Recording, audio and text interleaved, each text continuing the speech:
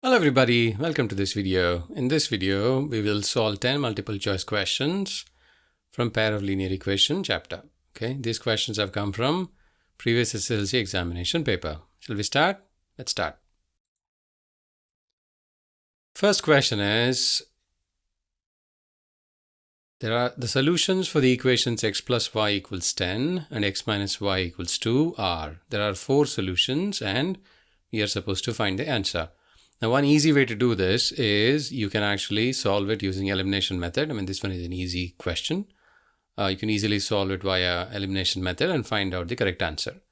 However, I also would recommend you to consider the other option. What is the other option? Instead of solving this equation, just check which of these actually fit with the equation. So try all the 4 options and see which one is correct. How would you do that? Let's say, now take a look at all 4, right? So x plus y in this case is 10, which is correct. X plus y in this case is also 10, which is correct. X plus y 10, x plus y 10. So all 4 satisfy the first equation. What about the second one? Let's start from this end. 8 minus 2, not 2. 7 minus 3, 4. 4 minus 6, minus 2. 6 minus 4, 2. So only the A option satisfies the 2 equation. In other words, instead of actually solving it using elimination or substitution method, we just take the answer that is given and find out which one satisfies the condition. Okay, so this is what we did. So we found out that x plus y equals 10 holds good for all the options. X minus y equals 2 holds good only for one of the option, and that option is our answer. A is the choice that we have to select. Second question, very similar question. Okay, there have been 2 equations, and those equations we have 4 choices and we have to pick which one is the correct choice. How do we do it? Let's try the same method. 5 plus 4, 9. 9, 9 and 9. All 4 options, if you add them, you get 9. So the first equation cannot be used to separate. What about the second equation? 5 minus 4, 1. Actually, that means A is the answer. So if you pick A as the answer, the reason is x plus y equals 9 is true for all options. X minus 1 is true for only one of the option. And that option is the answer. Any kind of linear equation question where you've been given an answer and you have to pick one of the answers, you can just try. And usually that is fastest method to get the answer. If you want to solve using substitution elimination method, yeah, you can do that as well. Let's look at the third question. This kind of question is extremely common. You'll see for sure few questions in the examination which will be of this type. So to solve this type, we need to remember this table. Okay, so let's go through this table. As we know, a general form of a linear equation, a pair of linear equations, is something like this. So you have a1x plus b1y plus c1 equals 0, a2x plus b2y plus c2 equals 0. So that's a general form. At least one of them have to be non-zero. So at least a1 or b1, one of them have to be non-zero. If both of them are 0, then it's not a linear equation. Okay, so that's the constraint. Now, you also know that these two, any equation that is x and y, actually, linear equation in x and y represents a line. So you can draw a line in a graph representing this equation. So let's look at what kind of lines these equations will look like. So let's take a simplest example. So if we do a1 divided by a2, so this is the coefficient of x we are dividing. And if that is not equal to b1 divided by b2, which is coefficient of y. So if the coefficient of x ratio is not equal to coefficient of y ratio, you can see that it's actually intersecting lines. That means these two lines, they're not parallel, they're not on each other, they intersect. And if they intersect at one point, it obviously has a unique solution. That means there's only one solution, and that one is unique. The key thing is we call these kind of intersecting line situations as consistent equation. So they are called consistent equation. The other opposite is the ones that don't intersect, which are parallel lines. Okay, what happens in parallel lines? They are inconsistent. There is no solution. But when are they parallel? That's where this comes in. So in the intersecting lines, the ratio of x is not equal to ratio of y. In the parallel line, a1 by a2 will be equal to b1 by b2, because if not, it would intersect. However, c1 by c2 is not equal to either of them. c1 by c2 is not equal, which means the constant ratio is not the same as x coefficient ratio or y coefficient ratio. In that case, it becomes parallel lines. What if all three are equal?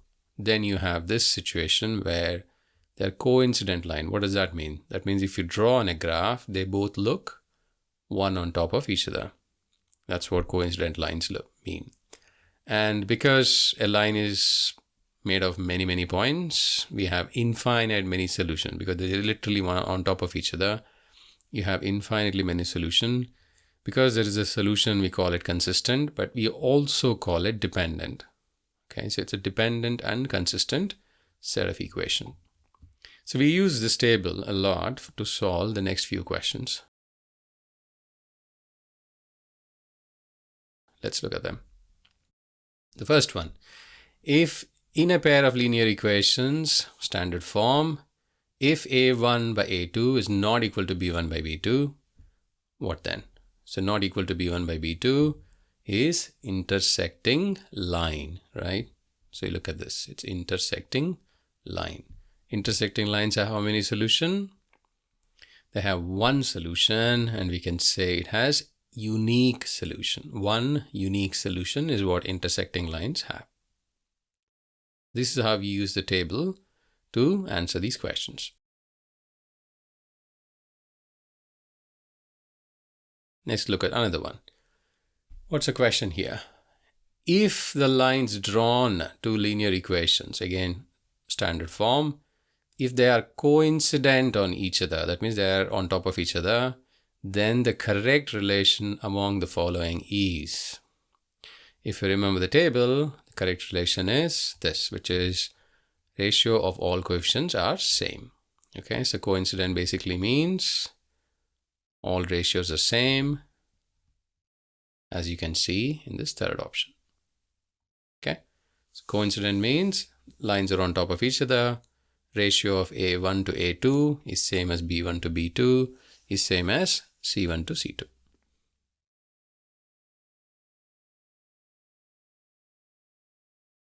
All right, now let's look at the fifth question. Now, they might give you the equation as is, or they might give you a graph. So in this case, they've given a graph and they've said the lines represent equations standard form.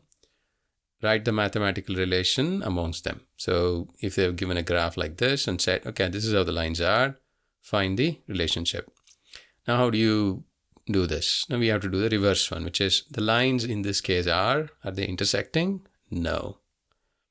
Are they on top of each other? No. Are they parallel to each other? Yes. So they are parallel lines. So if they're parallel lines, what do we know?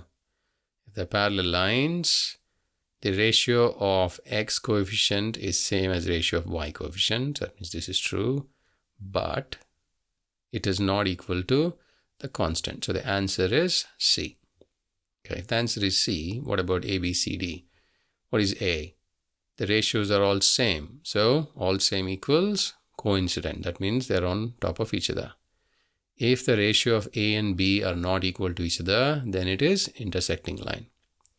If the ratio is not equal, again, it's intersecting line. So it doesn't matter what this ratio is if A and B ratios are not the same. So the answer is C.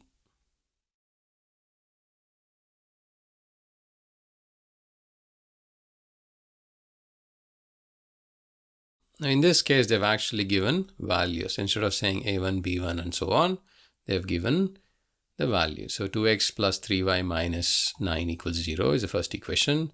4x plus 6y minus 18 equals 0 is the second equation. And they've said the lines represented by these two, they are intersecting lines or perpendicular lines, parallel lines or coincident lines. So what kind of lines they are. How do you do? We need to find out what is the ratio of the coefficient. That's how we can tell what kind of lines they are. So let's look at the steps to find the ratio. What do we do first? First step is we find out what are the coefficients of the first equation. So first equation coefficient A1, 2, B1, 3, C1 minus 9. Similarly, A2 will be 4, B2 is 6, C2 is minus 18. What happens when you divide them? So A1 by A2, if you divide, you get 2 divided by 4, which is half. B1 by B2, if you divide them, you get 3 divided by 6, which is half. C1 by C2, you get minus 9 divided by minus 18. So minus 9 divided by minus 18. Minus minus gets cancelled. 9 times 1, 9 times 2. Again, it's half.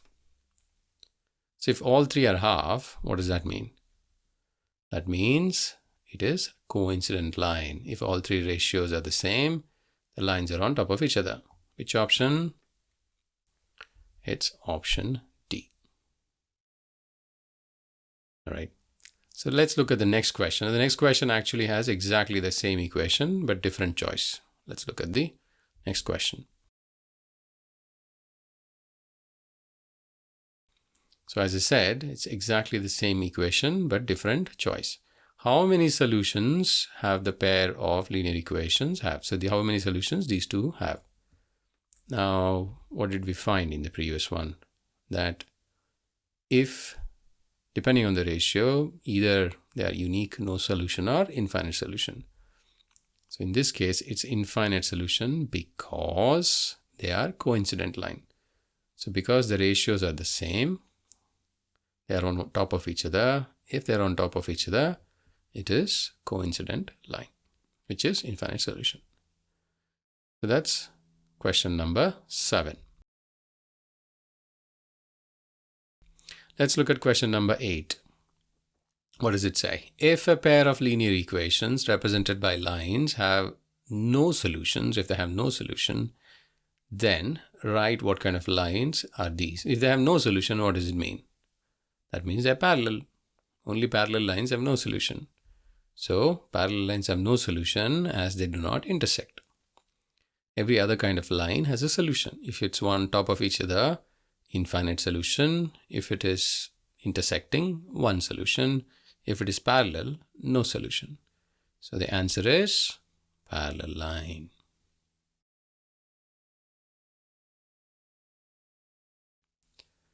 All right, next, 9th question. What is 9th question?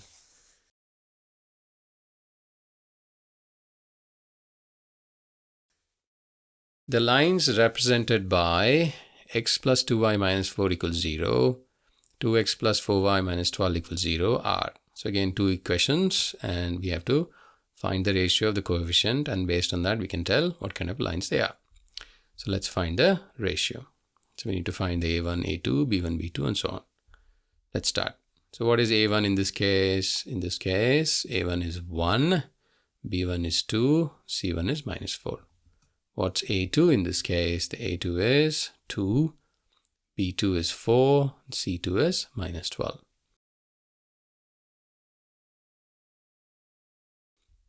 So effectively, A1 by A2 will be 1 by 2, which is half. B1 by B2 will be 2 divided by 4, which is again half. C1 by C2 is minus 4 divided by minus 3. Minus minus gets cancelled. 4 times 1, 4 times 3, 1 is 1 divided by 3. Okay, so we have A1 by A2 as half, B1 by B2 is half, and C1 is 1 by 3. So effectively, are they equal? Yes, these two are equal, but C1 by C2 is not equal. If these two are equal and C1 by C2 is not equal, then remember it is parallel line. If these two are equal and this one is not equal, then it is parallel line. The answer is B.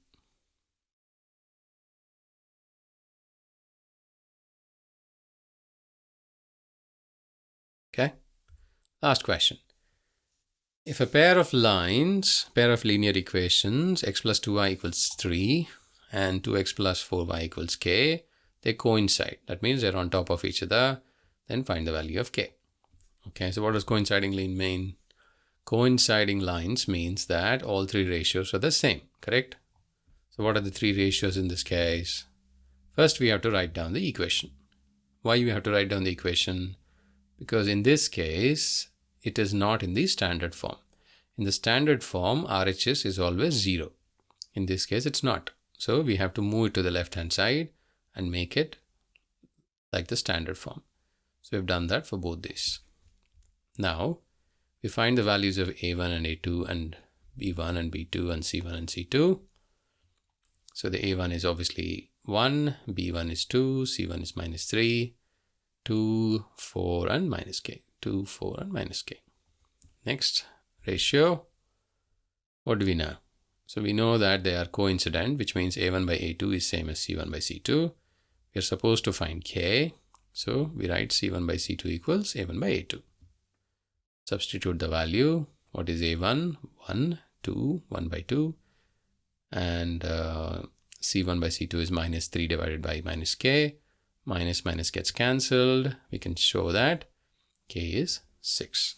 What is the value of k? K is 6. So like this, we have actually solved 10 questions of pair of linear equation. The important thing is that table. Yeah, the table which shows the relationship between ratios of x, y, and constant coefficient, and what kind of lines you have, and what kind of solutions do you get. If you know that table, I think most of the questions are based off that table. Yeah, I would highly recommend you to learn that table very well. Thanks for watching this video. I'll get back to you with another video soon. Till then, bye.